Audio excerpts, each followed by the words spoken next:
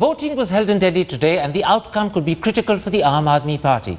In December, it surprised everyone by winning 28 out of 70 assembly seats, but this time the polls suggest the party may just get 2 or possibly none at all. So is this an acid test for the party? And in just 4 months, why has its astonishing popularity diminished so substantially? My guests are Aam Party leader Prashant Bhushan, BJP candidate from Chandni Chowk Harshvardhan, the opinion page editor of the Indian Express Vandita Mishra, and Jawaharlal Nehru University professor Neerja Jayal. Prashant Bhushan, after your party won 28 out of 70 seats in the Vidhan Sabha elections in December, the polls are suggesting that you're likely to get somewhere between 0 and 2 in the Lok Sabha elections that happened today. Would you accept that this outcome, very much in Delhi in particular, has become an acid test for your party? Yes, it is certainly a test for the party. But I certainly do not accept these opinion polls which are saying that we will get only 2 seats, etc. in Delhi.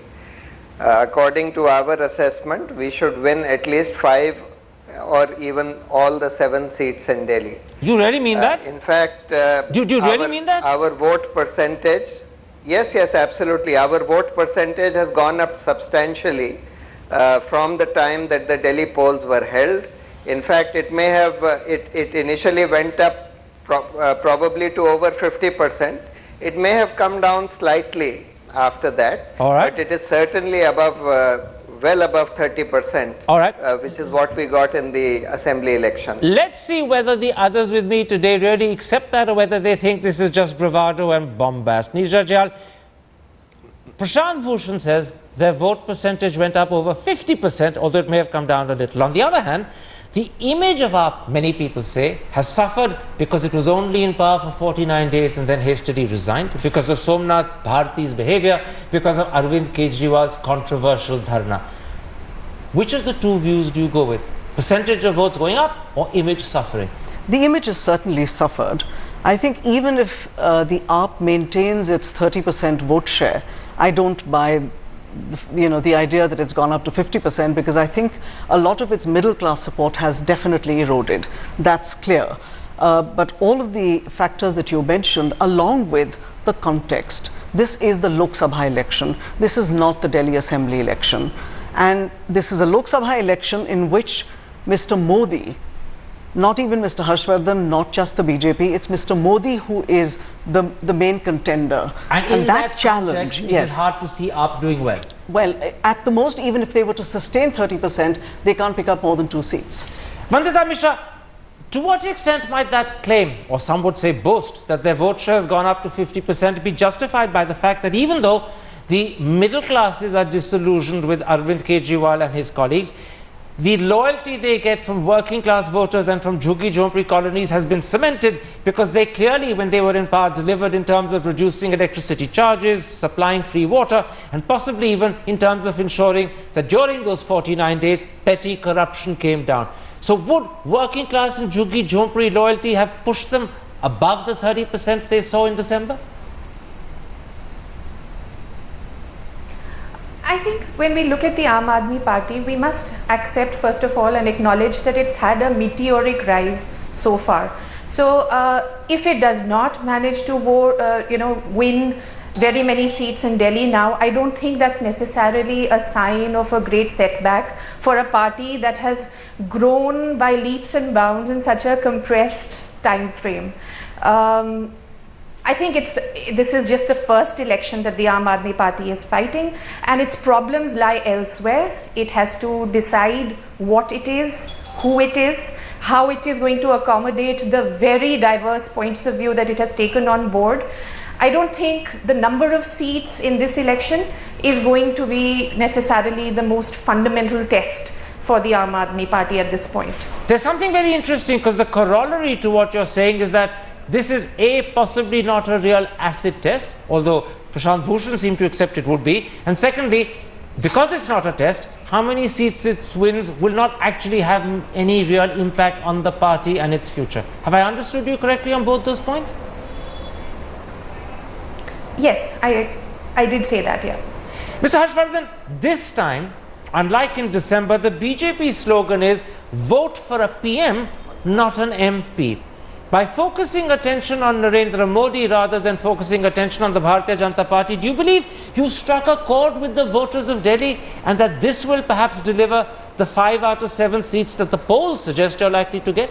Do you think this is the best way of ensuring the best outcome for the BJP? Mr. Karan Thapar ji, first of all, let me correct you. Our calculation is that we are going to get 7 out of 7. That's number one. Prashant Bhushan says he's getting 7 out of 7. Are you people seeing 14 seats between the two of you? I'm not disputing. He has a right to say whatever he wants to, but I had contested the election. I was on the ground and campaigned for 25 days, was in touch with the masses right from early morning till late midnight. So I am giving my judgment on the basis of my personal contact with the people. And the second part of your question, I have to tell you that Mr. Narendra Modi today is a symbol of everything. He is a symbol of good governance. He is a symbol of BJP ideology. He is a symbol of the aspirations of crores of Indians. He is a symbol of honesty. He is a symbol of future dream for the youth of this country. Okay. And he is a symbol for a better and future India, which I think everyone of us has been dreaming as one of the most successful superpowers of this world. You accept the point I made, that it's Mr. Modi who's pulling the BJP. You're hanging on to his coattails. It's Mr. Modi that's pulling the BJP. He's the engine. The party is very much the wagon that follows. Yes, obviously, since he is the leader, he has to be in the limelight, he has to be in the focus, but he represents the BJP ideology. All right, that is certainly your viewpoint. Let's come back, Prashant Bhushan, to your claim that you're going to possibly get 5, maybe even possibly 7 seats. I want to put to you the major obstacles you face that may ensure that you don't get as far as you think you will. For instance, the first thing is, will Delhi's Muslim community vote for you? They voted for you in a major way in December, but now the Times of India, for instance, is saying that it's very possible, if not likely, that the majority of Delhi Muslims will vote for Congress because they believe that's a wiser and more secure way of stopping Mr. Modi. For good tactical reasons, a critical support base you had in December could have been lost to you. And if that happens, your support will be depleted. Well, it's not merely the Muslims. You see, there were a lot of people who did not vote for us in the assembly elections because they were still unsure as to whether we would be a viable party or not, whether their voting for us would be a wasted vote or not.